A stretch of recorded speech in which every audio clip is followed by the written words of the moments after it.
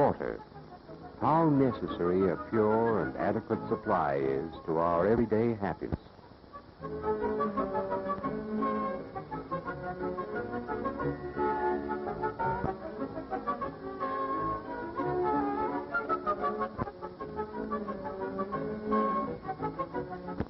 Our industries, too, could not function without enough water.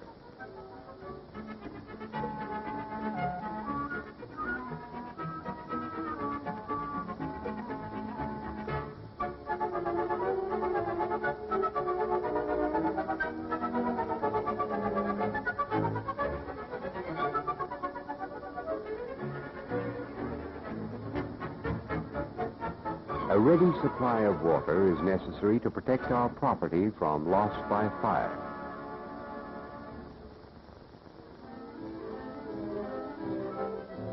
In order to keep pace with the rapidly growing communities surrounding Burnaby Inlet and the Fraser River, a metropolitan known as the Greater Vancouver Water District in 26.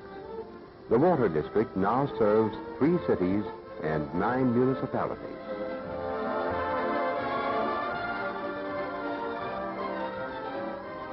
Here we see the administration board of the Greater Vancouver Water District on an inspection tour of Seymour Falls.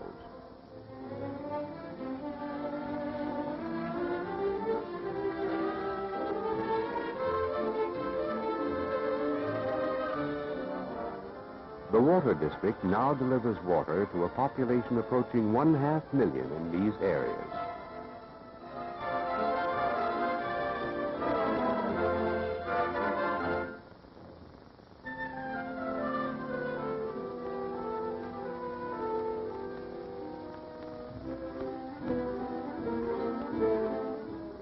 The Water District is fortunate in possessing 3 sources of supply in the mountains to the north of Burnaby Inlet. These are the Capilano, Seymour, and Coquitlam rivers. From the catchment areas of these 3 rivers, water is collected in intakes and piped to the member municipalities. The Water District has acquired by purchase from private owners and by a 999-year lease from the provincial government all the lands in these catchment areas, thus preserving them for posterity.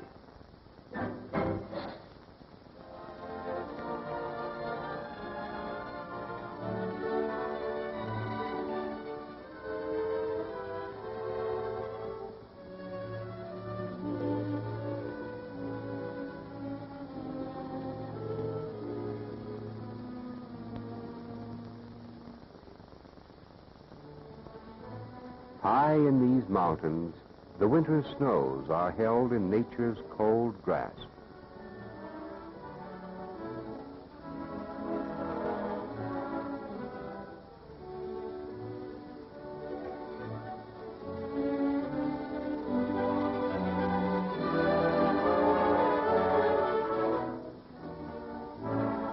The warm spring sun gradually melts the snow.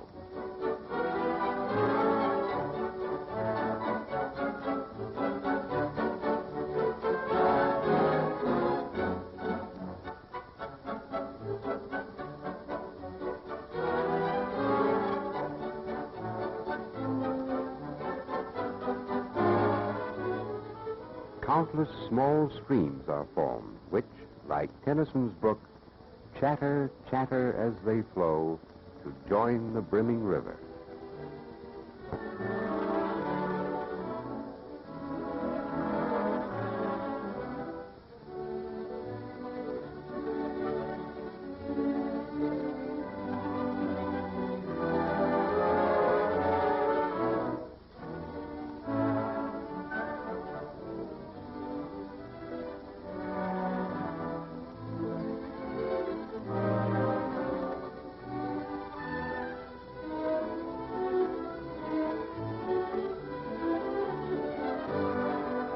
Here we see a snow survey party.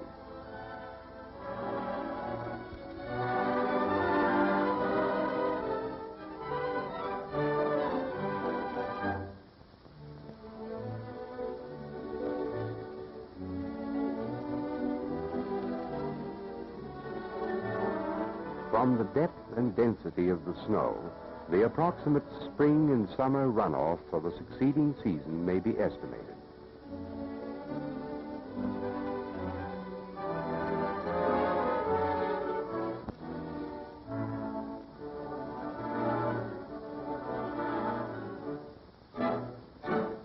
The world-famous lions watch over the Capilano intake.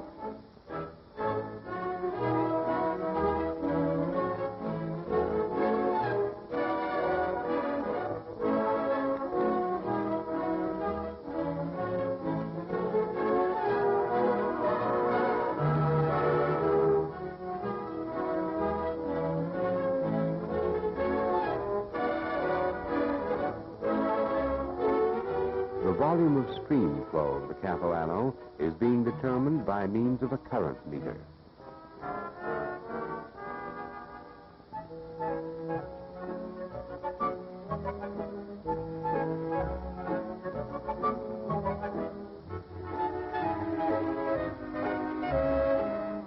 From the Capilano River, the water at the Capilano intake is diverted into settling tanks where sediment is removed by gravity. The water enters the supply pipe through screens, which remove leaves and other floating material from the water.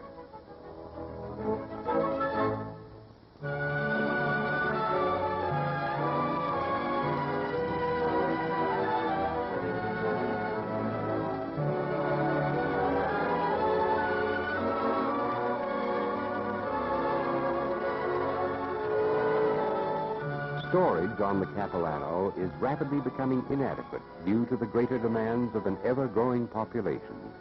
Plans have been completed for the construction in the near future of a dam in this canyon.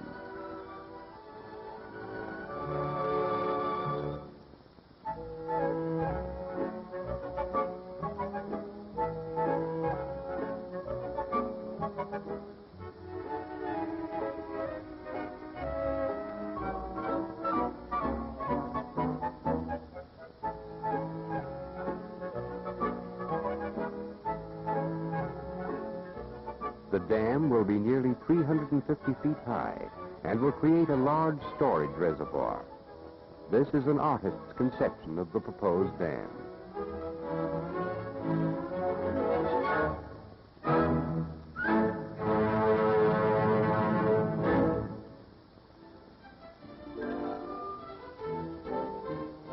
The Capilano water has now reached Burrard Inlet and must be brought across the first narrows, a distance of more than 3,000 feet.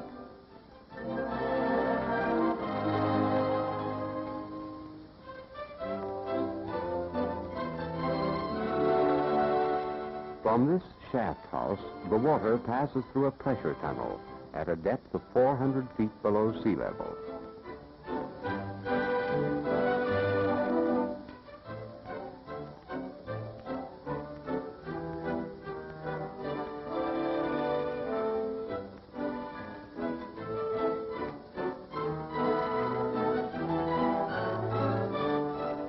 From here, our Capilano water goes into the distribution system and to Little Mountain Reservoir, situated in the center of the city of Vancouver.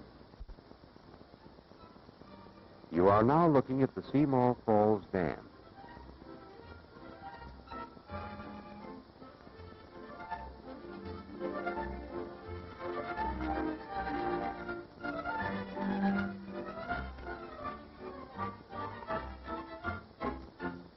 This dam forms a reservoir from which water is piped into the Seymour supply system through automatic screens.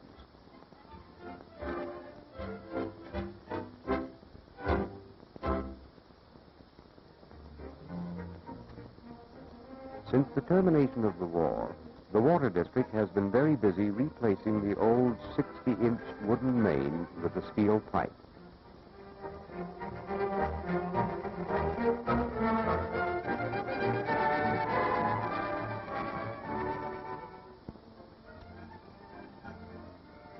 Each section of pipe is 90 inches in diameter, 30 feet long, and weighs 9 tons.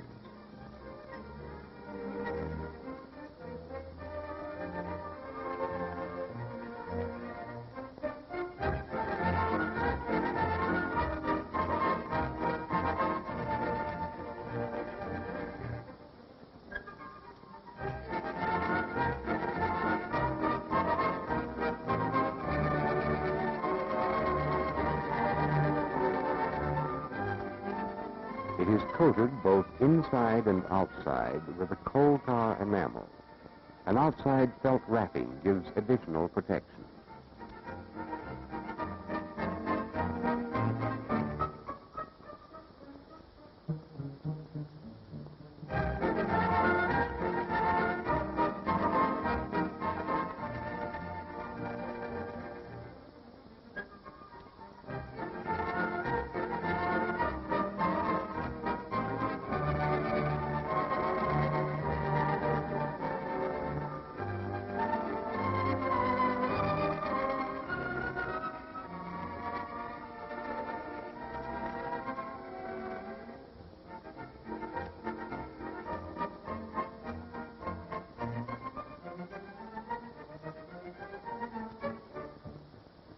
Joints are electrically welded both outside and inside the pipe.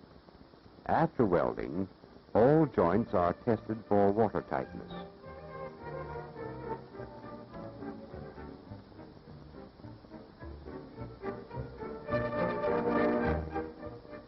The outside of the pipe is coated with whitewash to reduce the amount of expansion caused by the heat of the sun.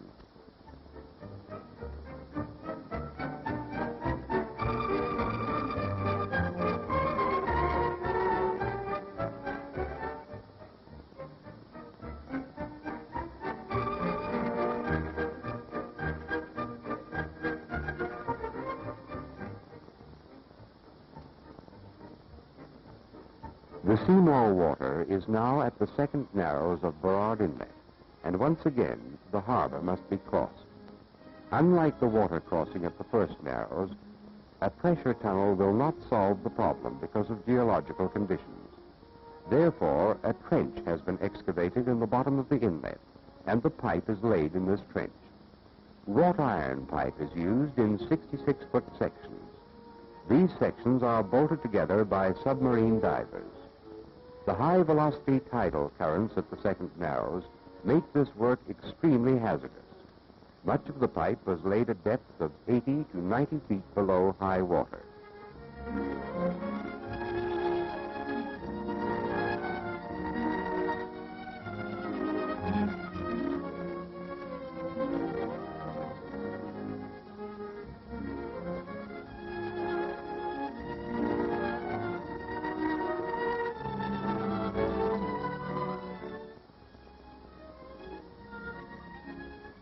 After crossing Burrard Inlet, Seymour water supplies several demands. Part of it goes to Vancouver Heights Reservoir, which is a covered reservoir.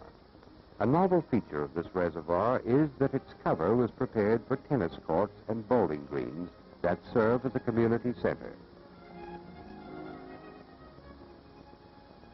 Part of Seymour water goes into general distribution and to Little Mountain Reservoir, and part of it goes through Burnaby to West Burnco Reservoir in New Westminster.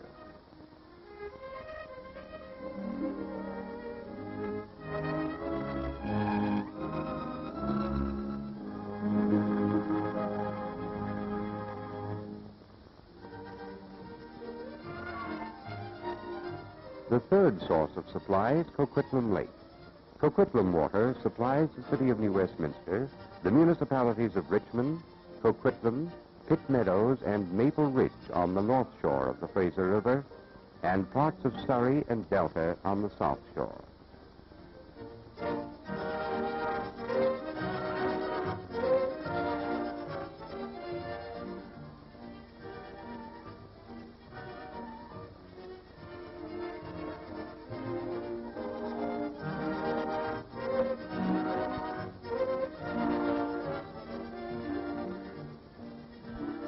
To reach the municipalities of Pitt Meadows and Maple Ridge, the easterly branch of the Coquitlam supply system crosses the Pitt River.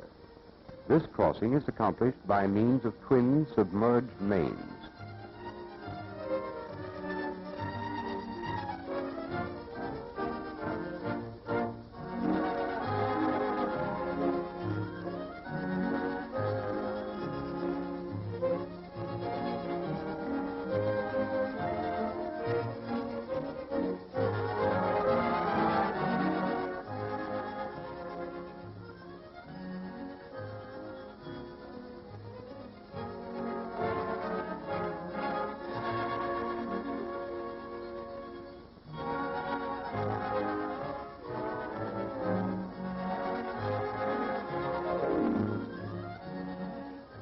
These twin mains that cross the Pitt River bring a plentiful supply of water to the farmers of the district and make scenes like these a thing of the past.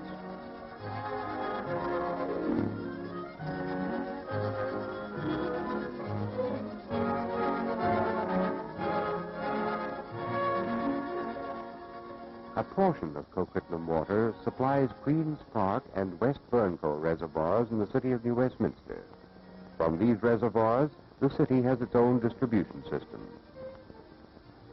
A pipeline carried on the Patullo Bridge across the Fraser River at New Westminster supplies parts of the municipalities of Surrey and Delta with Coquitlam water. A submerged main across the north arm of the Fraser River delivers water to the municipality of Richmond. Greater Vancouver Water District supplies water in bulk to the cities and municipalities within the district. The quantity of water delivered is measured by this device known as a Venturi meter. Each city and municipality is charged for water on the basis of the quantity taken, and in turn retails the water at its own schedule of rates to both domestic and industrial consumers.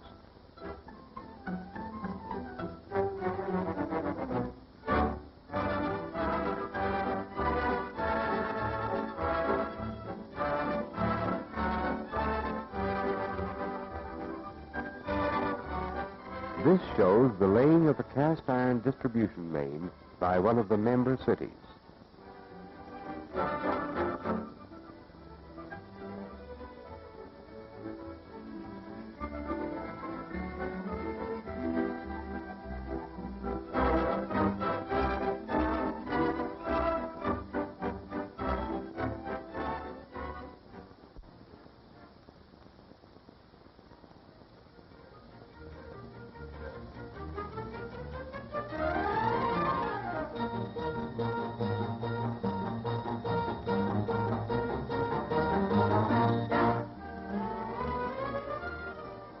Forest fire is the greatest hazard to the catchment areas, and the Water District takes great precautions to preserve them from damage by this destructive agency.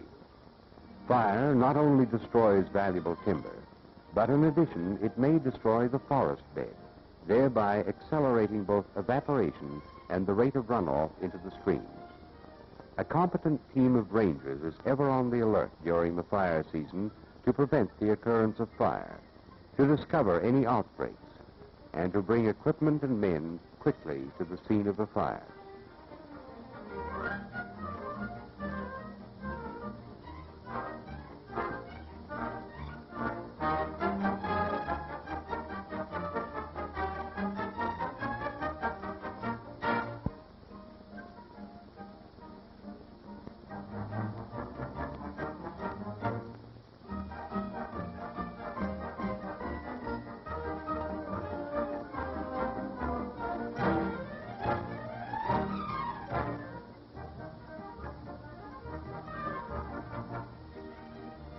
In order that domestic water be suitable for human consumption, it must be free from contamination, either from human sources or from industrial wastes. The three catchment areas, totaling 225 square miles, are largely inaccessible due to the absence of any roads and the presence of but a few miles of forest trails. They are free from human habitation and any form of industry. The district's workmen enter the catchment areas only as necessity arises, and the health of these men is carefully supervised by Dr. Stuart Murray, the board's medical officer.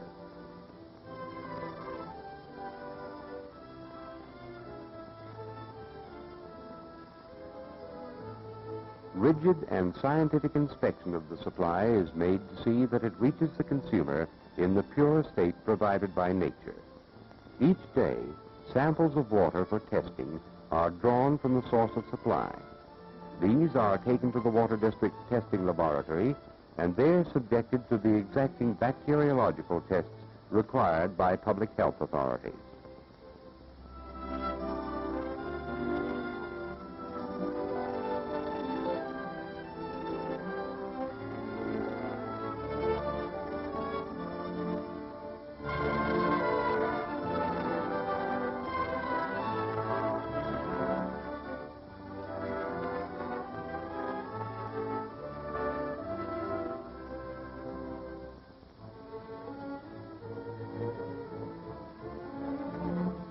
In the summertime, the runoff into the lakes and streams slows down. This, too, is a period of maximum demand by the water user, who is anxious to maintain the beauty of his flowers and lawns and the growth of his vegetable garden. During this period of low water, the streams are replenished by water drawn from the reservoirs created by the storage lakes high up in the mountains.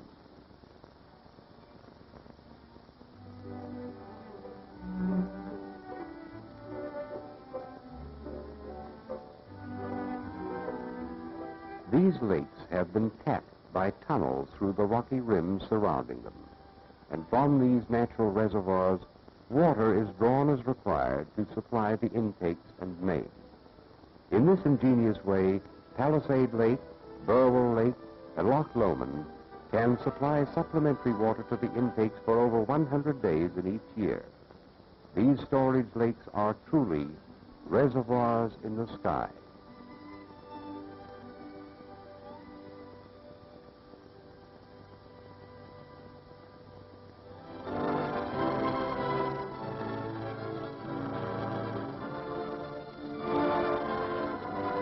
The communities situated around Burrard Peninsula are fortunate indeed in the unique heritage that nature has provided in the form of adequate resources of pure water that may be supplied to the consumer at low cost without the necessity of treatment that so frequently must be resorted to in other parts of the world. The policy of the Greater Vancouver Water District since its inception has been to keep this precious heritage forever free from human occupation or contamination, and to develop these resources step by step in logical sequence so that as the communities grow, they may always be blessed with an abundant supply of safe,